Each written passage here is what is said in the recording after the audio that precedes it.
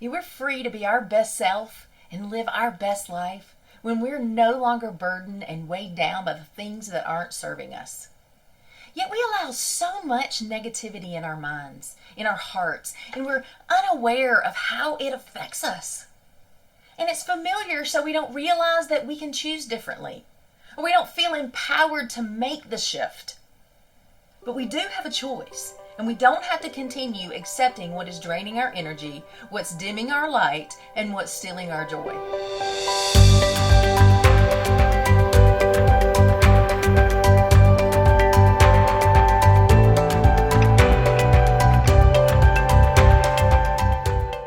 We are powerful warriors who are free to make powerful choices in our lives. And today I want to share with you 4 patterns that we repeat in our lives that keep us stuck and continue to result in us living a harder and smaller existence than the life that we were created for. And these are the 4 things for you to quit. Just quit doing them. Quit allowing them. Quit tolerating them. Quit them right now and quit them for good. And the first one is this. Stop rehearsing the same old scripts. You know the ones I'm referring to. The same thing that you've been saying to yourself over and over for years that's keeping you stuck, that's keeping you miserable, that's keeping you frustrated. These same scripts go round and round, and these thoughts go round and round in the same dirty, like that dirty laundry in the washing machine of our mind. And it won't ever happen for me as one of them. I can't do what I want to do. I've messed things up. I have to live with my mistakes forever. Or everybody else gets to have what they want and I don't. So I'm being punished. And no matter what I do, it's never enough. If you relate, it's time to stop those negative scripts and start writing and speaking new ones. Because if we don't become aware of them and write them down, they will continue to make you feel down and frustrated and hopeless, and they'll keep you in that same cycle that you've been in. But to get unstuck and get the breakthrough that you're seeking, it's time to replace those old messages with new scripts. Because the ones we've always used will get us exactly where we've always been and nowhere new. Our lives change when our beliefs change. So write down those old negative scripts and then replace them with new positive statements that you're going to choose to believe that are life-giving and hope-filled. And speak those new scripts daily until the reality of your life begins to line up with your new truth. The second thing that you need to quit is to release your picture and your timeline. Holding on to that picture in your mind, that ideal or the should picture, the picture that should have happened by now, and the timeline is killing you. Unrealistic expectations are the prerequisites to disappointment and discouragement. And holding on to that idealized picture of how your life should be and has to be before you can be happy and content is a sure path to discouragement. So no matter how much we want something to be perfect, it never is. And if we're waiting on life to look like our picture, and if it has to be on our timeline, we're going to be perpetually disappointed and frustrated. But when we're willing to surrender our picture, then God can fulfill the desires of our heart. We can live in the present and appreciate all of the blessings and the goodness that He offers us on a daily basis. And further, just because something isn't happening now or on our timeline doesn't mean that it won't happen.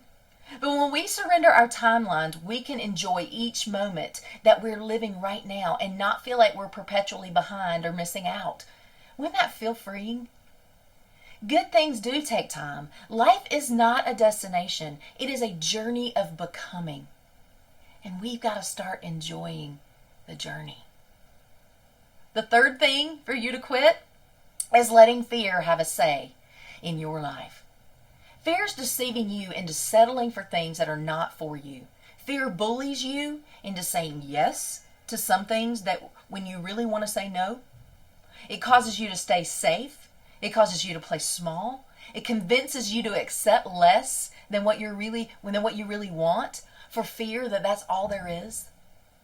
So you tell yourself, I have to stay in this job or work those crazy hours to pay my bills, or I have to stay in this relationship to avoid being alone. I can't go after what I really want because I may fail or I may be rejected. Fear's a bully. It's a thief and it's a liar. And we've got to stop letting it control us and steal life from us. But here's the thing. Fear doesn't magically go away because we want it to. We've got to decide to take courage.